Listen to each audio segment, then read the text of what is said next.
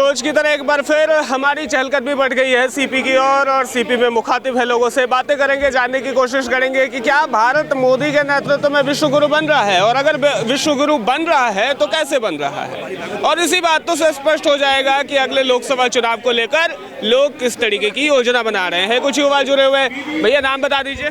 दिव्यांशु सिंह। दिव्यांशु क्या करते हैं? मैं बाय प्रोफेशन फाइनेंशियल एडवाइज़र हूँ। अच्छा जी। तो दिव्यांशु, आजकल जो एक मुद्दा है वो रोजगार का बहुत ज़्यादा बढ़ रहा है। कई जगहों पर देखने को मिला है कि स्टूडेंट जो है वो प्रोटेस्ट कर रहे हैं, लाठी डंडों से पीटा जा रहा है। देखिए, ऐसा है कि प्रोटेस्ट करना किसी भी रोज़गार का सॉल्यूशन मेरे हिसाब से तो नहीं है। और रही रोज़गार की बात, तो मैं भी छात्र था, ये मेरा भाई भी छात्र है और हम सारे रोज़गार में हैं। अब युवाओं को उनकी मोनोपोली बन चुकी है कि रोज़गार का मतलब केवल सरकारी नौकरी है। तो ये तो संभव नहीं है कि हम पूरे देश को सरकारी नौकरी दे सकें। अगर हम पूरे देश को सरकारी नौकरी दे देंगे तो वो अन्य कार्य कौन करेगा। बिल्कुल सही। तो मेरे हिसाब से जहाँ तक मानना है कि जो ये कॉन्सेप्ट है कि भाई लाठी चलाओ डंडे चलाओ, उसके जगह जो है हमें अभ्यास करना चाहिए। हम भी रोज़गार में हैं, हम सरकारी नौकरी नहीं कर रहे हैं, हम प्राइवेट नौकरी कर रहे हैं, पर अच्छी कर रहे हैं क्योंकि हमने कोशिश की, अभ्यास किया और हम करने की इच्छा रखते हैं। तो हमारे पास ऐसी भी समस्या आती है दिव्यांशु, पेपर लीक हो जाता है हर एक स्टेट में, चाहे बीजेपी की गवर्नमेंट रहे ना रहे, कोई और गवर्नमेंट रहे, पेपर लीक होता है और उसके बाद स्टूडेंट प्रोटेस्ट करने के लिए आते हैं। तो सवाल तो ये भी तो उठता है कि हमारे देश के स्टूडेंट कोई हिंसक तो है नहीं, वो प्रोटेस्ट करने के लिए मजबूर क्यों हो रहे हैं? देखिए, मेरा जहाँ तक की मानना है, ठीक है, कि गवर्नमेंट को इसके ऊपर सख्त से सख्त कार्रवाई करनी चाहिए कि पेपर लीक ना हो। और पेपर लीक होने में एडमिनिस्ट्री का एक बहुत बड़ा सहयोग और योगदान होता है। और जिस प्रकार से ये हो रहा है, ये जब ही हो सकता है जबकि संगठन किसी प्रकार के एडमिनिस्ट्री में कहीं ना कहीं संपर्क हो। तो मैं इस बात का तो मैं भी विरोध करता हूँ कि पेपर लीक नहीं होना चाहिए। छात्र भी बहुत मेहनत से तैयारी करता है, बहुत मेहनत करता है, तब जाके एक एग्ज़ाम देता है और उसके रिजल्ट का वेट करता है। उससे पहले हमें पता लगता है कि ये पेपर लीक हो चुका है। इसके ऊपर कार्रवाई करनी चाहिए। इसके विरोध में मैं भी हूँ, इसका समर्थन नहीं है हमारा। चूंकि आप युवा हैं इसलिए आपसे सवाल पूछा गया। अब सवाल मोदी पर, क्या भारत मोदी के नेतृत्व में विश्व गुरु बन रहा है? अगर बन रहा है तो कैसे, नहीं बन रहा है तो क्यों? देखिए, स्वाभाविकता है कि विश्व गुरु बन रहा है। देखिए, हमने पिछले 5 सालों में जो देखा है, ये हमने 70 सालों में अभी तक नहीं देखा। एक जो लीडरशिप क्वालिटी होती है, एक नेतृत्व कार्यकर्ता जो एक होता है कि एक समाज का रिप्रेजेंटेटिव होता है, वो एक लीडर होता है। और लीडर जो है ना, हमेशा समाज के बीच में बोलने वाला होना चाहिए, वक्तव्य समाज के हित की बात करने वाला, समाज के लिए कार्य करने वाला होना चाहिए, ना कि अन्य प्रधानमंत्रियों की तरह किसी देश की धमकाहट पे जाके चुप हो जाने वाला। विश्व गुरु बन रहा है, स्वाभाविकता बन रहा है और हमारे देश की रिप्रेजेंटेशन वर्ल्ड वाइड है। पहले हमारे देश में 4 यूनिकॉर्न थे, आज 104 यूनिकॉर्न है। इससे बड़ा हम प्रेजेंस क्या दे सकते हैं कि हम विश्व गुरु नहीं बन रहे हैं? बन रहे हैं हम विश्व गुरु, स्वाभाविकता बन रहे हैं। धर्म और मजहब के नाम पर जो आपसी उन्माद बढ़े हैं हाल फिलहाल में, हो सकता है ये पहले से ही आ रहा हो सकता है ये हाल फिलहाल में शुरू हो गया हो, लेकिन अभी हिंदू मुसलमान दोनों अलग अलग धर्म में बटे हुए हैं, बाकी सिख बौद्ध ईसाई ये सब शांत। देखिए, ऐसा है कि देखिए, मैं आपको एक बहुत छोटी सी बात बताता हूँ। ये जो विचारधारा की लड़ाई है ना, ये आज की नहीं, ये सदियों पुरानी है, ठीक है। और इसका आप एक ही तर्क ले सकते हैं कि जब आप चाहे आप कांग्रेस से कंपेयर कर लीजिए, बीजेपी से कंपेयर कर लीजिए, अन्य पार्टी से, लोगों ने अपने प्रेफरेंस को और अपने चॉइस को पार्टी बना लिया है, ठीक है। उसको निर्माण कार्य और भारत के निर्माण, भारत का अखंडता, इससे कोई मतलब नहीं है। उसको अपनी पार्टी से मतलब है। उनको नेतृत्व नहीं चाहिए, उनको अपना व्यक्ति चाहिए। उनको कार्य नहीं करना, उनको जुगाड़ करना है। तो इस हिसाब से जो है ना, मजहब में बटा रहेगा और आप जोड़ भी नहीं सकते और मेरे हिसाब से वो जुड़ेगा भी नहीं। ठीक है दिव्यांशु, और सवाल पूछेंगे आपसे। अपना नाम बता दीजिए। मेरा नाम सलमान है जी। सलमान, भारत मोदी के नेतृत्व में विश्व गुरु बन रहा है? बन रहा है। मैं उनके काम से कुछ ऐसे काम है जो मतलब सराहनीय है। जैसे G20 हो रहा है काम। लेकिन सबसे बड़ी चीज़ ये है कि आपके चैनल के माध्यम से कहना चाहता हूँ कि कुछ लोग ऐसे हैं जो अंधभक्ति दिखा रहे हैं कि मोदी के आड़ में हम हिंदू मुस्लिम करेंगे, तो ये गलत है। जैसे आज के डेट में देखा जाए तो मोदी जी तो बढ़िया काम, वो तो अपने तरफ से रिप्रेजेंट कर रहे हैं ना कि काम हम अच्छा करेंगे, हम देश के हित में काम करेंगे। लेकिन जो मोदी से नीचे हैं और उनके जो मतलब कुछ अंधभक्त हैं, उन्हीं के वजह से कि हम भैया मोदी लाए हैं तो हम कुछ भी कर सकते हैं, आतंक कर सकते हैं, हम किसी को कुछ भी कह सकते हैं, हम मतलब हिंदू मुस्लिम कर सकते हैं, तो भाई ये गलत है। धारा 370 और ट्रिपल तलाक, दो ऐसे मुद्दे थे जिस पर आपका मजहब, आपके मजहब के कुछ इमाम, आपके मजहब के कुछ लोग अक्रांति फैला रहे थे। वो ये कह रहे थे कि मोदी को ये चीज़ें नहीं करनी चाहिए। सलमान के नज़र में ये चीज़ें सही है, गलत? वैसे तो इसको मतलब संविधान के दायरे में देखा जाए तो वैसे तो सही है, यदि कॉस्टली देखा जाए तो ये गलत है। मेरा कहने का मतलब ये है, यदि आप कॉस्टली देखते हो, जैसे जाति और धर्म के नाम से देखते हो तो गलत है, और संविधान के दायरे में देखा जाए तो भाई सही है। ठीक है, तो पहले वाली चीज़ों से जब आप कंपेयर करेंगे तो पहले बाल विवाह का दौर हुआ करता था, वो तो सबके में मदन मोहन मालवीय जी हुए और उसके बाद उन्होंने बंद करने के लिए बहुत सारे प्रयास किए। आज के समय में उसकी संख्या बहुत कम हो गई है। तो ऐसे ही जो गलत चीज़ें हैं उसको तो कम करना चाहिए। बिल्कुल करना चाहिए। जैसे बाल विवाह के बारे में आप बोले, तो बाल विवाह तो भाई उस टाइम होना चाहिए था कि हाँ बाल विवाह ख़त्म करना चाहिए था, कम करना चाहिए था। फिर आज के डेट में जब मोदी जी आए तो बोले कि 18 और 21, 18 लड़की की और लड़के की 21। भाई सही है। जैसे मतलब हमारा देश या हमारी जो जनरेशन है ग्रोथ करता जा रहा, वैसे ही मतलब माहौल के हिसाब से सब कुछ सरकार भी कर रही काम। भारत क्या मोदी के नेतृत्व में विश्व गुरु बन रहा है?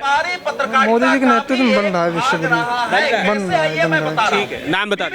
मेरा नाम हिमांशु शर्मा। अच्छा, हिमांशु शर्मा जी कहाँ के रहने वाले? दिल्ली के।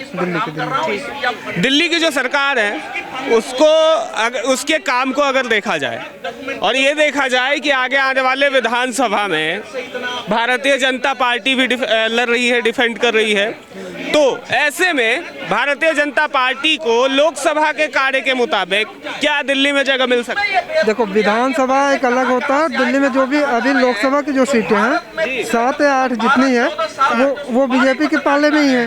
ठीक है, विधानसभा में केजरीवाल जी की सरकार है। ठीक है, अभी जो एमसीडी का जो चुनाव हुआ था उसमें तो अगर नियम से देखा जाता तो आम आदमी पार्टी जीत गई थी, तो मेयर तो उसका बनाना चाहिए था नियम के हिसाब से। जिसके पार्षद ज़्यादा होते हैं भाई मेयर उन्हीं का बनता है। अभी तक तो दिल्ली मेयर बना नहीं। ठीक है, अब आते हैं लोकसभा में, तो लोकसभा में देखो जो भी है मोदी जी को जीतना है, मोदी जी को ही वोट होगा लोकसभा। मोदी जी में ऐसी क्या खूबी है कि लोकसभा में जनता उनको तीसरी बार जिता दे? मोदी जी खूबी हम क्या, वो आप भी जानते हैं, सब जानते हैं मोदी जी। तो मैं आपके मुंह से जानना चाहता हूँ, मोदी जी का जो विकास है वो अलग ही दिख रहा है। मोदी जी का जो डेवलपमेंट है वो अलग ही दिख रहा है। जो कांग्रेस के 60 सालों में नहीं हुआ, बीजेपी के 9 सालों में पूरा हो गया है। लोग महंगाई, रोजगार, बेरोजगारी, नौकरी, बाकी और चीजों को लेकर बातें करते हैं। महंगाई, बेरोजगारी, नौकरी की तो बात एक अलग है। देखो भाई, नौकरी करने वाले के लिए नौकरी नहीं कमी। अब सब कोई सोचे कि भाई सरकारी नौकरी मिल जाए, काम ना करना पड़े, सैलरी 50,000 लो, तो सरकारी नौकरी सबको मिलती नहीं आज के टाइम पे। अभी तुर्की में भयानक भूकंप आया था, बहुत सारी परेशानी थी। पाकिस्तान हमेशा कर्ज लेता है तुर्की से, लेकिन जब सेवा की जरूरत पड़ी तो तुर्की ने भारत से मदद की गुहार लगाई। भारतीय सैनिक पहुंचे और दल बदल के साथ पहुंचे। जितनी चीज़ें जरूरती हो सकती थी वो चीज़ें उसे मुहैया भी कराई गई। तो ऐसे में क्या लगता है कि मोदी पूरे वर्ल्ड पर ध्यान रख के सबको अपना मित्र राष्ट्र बनाना चाह रहे हैं क्या? देखो ऐसा है, पहली बात तो मुझे अपने भारत को किसी देश की ज़्यादा जानकारी है नहीं, मैं जानकारी रखता भी नहीं। अपने ही देश की, अपनी यहाँ की जानकारी रख लो, वही बहुत है। पहली चीज़, अगर वहाँ पे जो भी हुआ, भूकंप आया, जो भी आया, ये वही तुर्की देश है। शायद जब 2013 में अपने केदारनाथ में वो आया था, आपात आई थी, तो यही तुर्की देश के राष्ट्रपति ये कह रहा था कि जब आपके भगवान आपके भक्तों की रक्षा नहीं कर पा रहे हैं तो आपके देश का क्या करेंगे?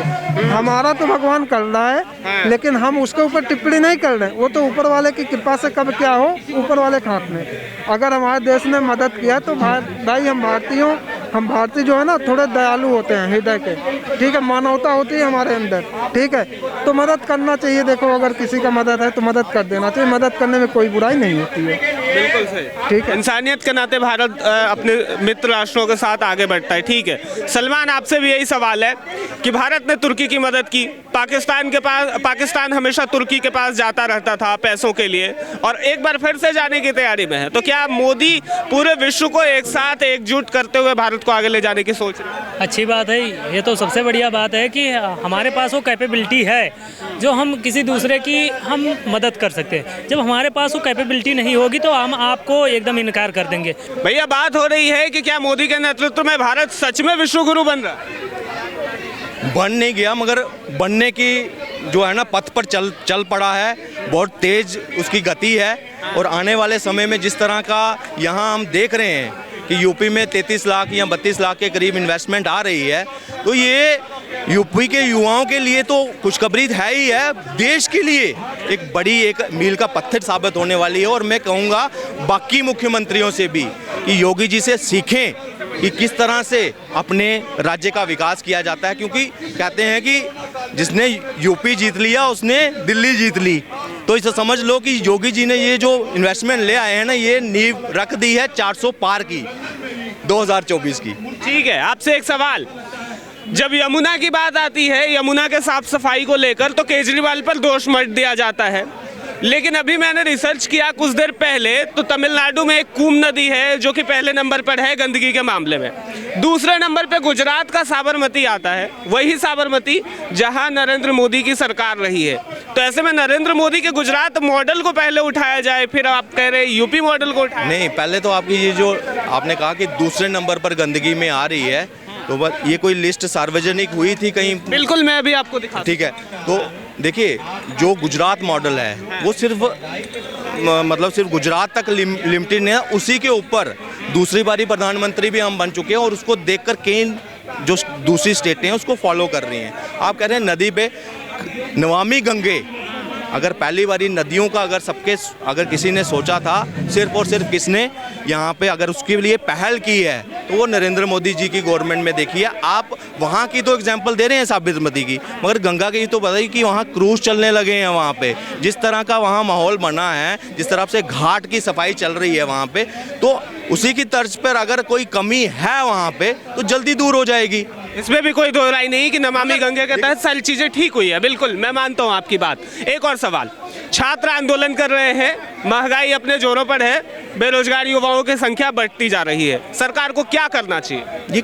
ये जो बेरोजगारों की संख्या जो बढ़ती जा रही, आप ये चीज़ बोल रहे हैं, इसमें कितने लोग, आप कह रहे हैं एक आंकड़ा चलता है हर एक आदमी, इससे पहले भी डिबेट चल रही थी, सरकारी नौकरियां कितनी हैं? सरकारी नौकरियों से आजकल रोजगार को वो दे रहा है। आपने माइक पकड़ा है, आप भी एक रोजगार कैरी कर चल रहे हैं ना। ऐसे ही लाखों और व्यवसाय हैं जो डिजिटलाइजेशन होने के बाद, जो डिजिटल क्रांति हमारे 2014 के बाद आई ना, उसके बाद पैदा हुई। 107 यूनिकॉर्न, अब शायद बढ़ गए होंगे, मैं लास्ट ईयर का आपको डाटा दे रहा हूँ, यूनिकॉर्न पैदा होते हैं। तो क्या ये रोज़गार नहीं दे रहे आपको? जो इन्वेस्टमेंट, एप्पल यहाँ मैन्युफैक्चरिंग करना शुरू हो रहा है, सेमीकंडक्टर गुजरात में बनना चाहिए, HAL लॉन्च करता है हेलीकॉप्टर के लिए फैक्ट्री। तो ये क्या लगता है कि ये रोज़गार नहीं, ये जादू की छड़ी घुमाएंगे और काम हो जाएगा? वहाँ पे जो भी असेंबल करना है ऐसे करेंगे, 100 हेलीकॉप्टर तैयार। वहाँ रोड बन रहे हैं, 1 लाख करोड़ के रोड बन रहे हैं जम्मू कश्मीर में, सिर्फ 1 लाख करोड़ के। तो वो क्या हो रहा है, नितिन गडकरी जैसे अपने घर से ना खिड़की से ऐसे करते हैं जादू की छड़ी, और वहाँ रोड बन जाता है, रिकॉर्ड बन जाता है 35 से 40 किलोमीटर का रोज का, वो रिकॉर्ड बन रहा है जादू की छड़ी से, क्योंकि उसमें मैन पावर तो यूज होती नहीं है। कांग्रेस तो यही कहती है ना कि रोजगार नहीं है। देखिए, जब एक चीज दोहराई जाती है ना 10 आदमी, कई ऐसे लोग हैं, फ्रस्ट्रेटेड यूथ है हमारा, जो अपनी ए सीमा से बढ़ चुका है, अब वो सरकारी नौकरी नहीं पा सकते, मगर फिर भी वो लगा हुआ है, जूझ रहा है, या किसी के टैलेंट की कमी की वजह से वो आज घर पर है या काम नहीं। जो टैलेंटेड आदमी है, आप भी टैलेंटेड हैं, आपको तो गवर्नमेंट नौकरी नहीं है ना, फिर भी आप काम कर रहे हैं, बात रख रहे हैं लोगों को, आपका एक अलग से है, मैं उसमें नहीं जाऊंगा, लेकिन जो काम करने में सक्षम है वो आज काम कर रहे हैं। यहाँ देख रहे हैं आप, ये सारे कोई काम निपटा कर आ रहा है, कोई ऐसे घूमने आ रहा है, मतलब एक पूरा सिस्टम चल रहा है। आप कहेंगे कि रोजगार, ये कहते हैं 2 करोड़ रोजगार में जिस तरह की व्यवस्था बन रही है यहाँ पे, यहाँ पिछले रही है, मुझे लग रहा है इससे ज़्यादा ही रोजगार निकला होगा। आपसे एक सवाल ये है कि 2013 में केदारनाथ की त्रासदी आई थी, तुर्की के राष्ट्रपति ने कहा था कि भारत के भगवान जब आपकी रक्षा नहीं कर सकते, अपने भक्तों की रक्षा नहीं कर सकते, तो हम इस धर्म पर कैसे विश्वास कर सकते हैं। उसी तुर्की को 2022-23 में भारत की ज़रूरत पड़ती है और भारतीय सैनिक पहुंच जाते हैं। तो क्या ये मोदी का मिशन विश्व गुरु बनने का जो एक ये है, आगे की जो लड़ाई है, ऊंचाई जो वो छूना चाहते हैं, तो उसमें एक ये है कि हाँ चलो दुश्मन के दोस्त को अपना दोस्त बनाते हैं। देखिए, ये तो हमारे पीछे चाणक्य की नीति रही है। अगर हम दोस्त कहते हैं दुश्मन का दुश्मन जो है दोस्त है, तो मैं उस आधार पर नहीं देखूंगा। मैं एज ए सनातनी, क्योंकि हम मोदी जी की सोच समझते हैं कि उसमें जो सनातन धर्म के प्रति जो उनकी आस्था है ना, वो दर्शाती है उनकी नीतियों में भी। कैसे हम अपनी नीतियों की वजह से ही कभी आज अगर हमें संशय है ना कि हम विश्वगुरु हैं या बनने जा रहे हैं या नहीं, हम विश्वगुरु थे, उसके पीछे कुछ नीतियां थी, वो राजनीतिक नीतियां रही, या जो हमारा दूसरे देश थे उनके साथ व्यापारिक संबंध कैसे थे, राजनीतिक संबंध कैसे थे, उसके ऊपर वो चले। आज अगर विश्व में भारत का डंका बज रहा है, ये कहीं ना कहीं उसके ऊपर उन्होंने क्या कहा, वो अपनी शिक्षा थी, उनके संस्कार थे, उन्होंने टिप्पणी कर दी। मगर एज ए सनातनी हम कोई अगर बेजुबान जानवर भी हो ना, हम उसकी मदद के लिए आगे आ जाते हैं। अब सुधार हो रहा है, देश का भी सुधार हो रहा है और जनता देख रही है, कोई इसमें छपा नहीं। मगर आज भी विपक्ष के बारे में एक मैं आपको बोलूँगा, देश की जनता जो है ना, वो मजबूत विपक्ष चाहती है।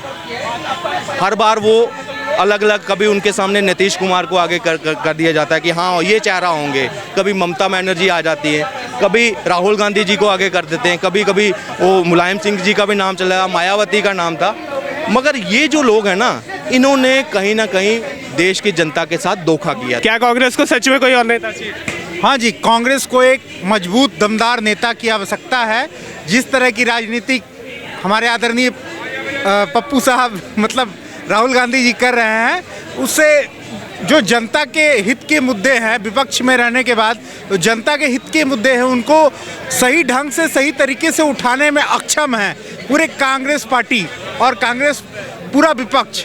जो कांग्रेस पार्टी को विपक्ष का रूप समझती है, वो इस मामले में एकदम अक्षम है कि जनता के ज़रूरत के क्या मुद्दे हैं वो उठाने के बजाय उलूल जुलूल के मुद्दे, धर्म के मुद्दे छेड़ करके लोगों को भटकाने का काम कर रही है। MRFA डील अभी तक क्यों नहीं फाइनल हुआ, इस पे कोई मुद्दा उठाने वाला है नहीं सरकार में। अभी तक 31 स्क्वाड्रन भारतीय वायुसेना के पास है, 42 स्क्वाड्रन अभी तक नहीं हो पाया है। MRFA डील 4 साल से पेंडिंग है, इस पे विपक्ष मुद्दा उठाने में अक्षम है। ठीक है, नरेंद्र मोदी के नेतृत्व में भारत विश्व गुरु बन रहा है क्या? हाँ, ये बनेगा, अवश्य बनेगा। नरेंद्र मोदी जी जो कर रहे हैं सही कर रहे हैं, है ना। लेकिन नरेंद्र मोदी के भी टीम में माननीय नितिन गडकरी के जैसे और भी लीडर की आवश्यकता है, जो देश को रोजगार के क्षेत्र में कुछ ऐसी योजनाएं बनाएं जिससे कि जन कल्याण हो सके।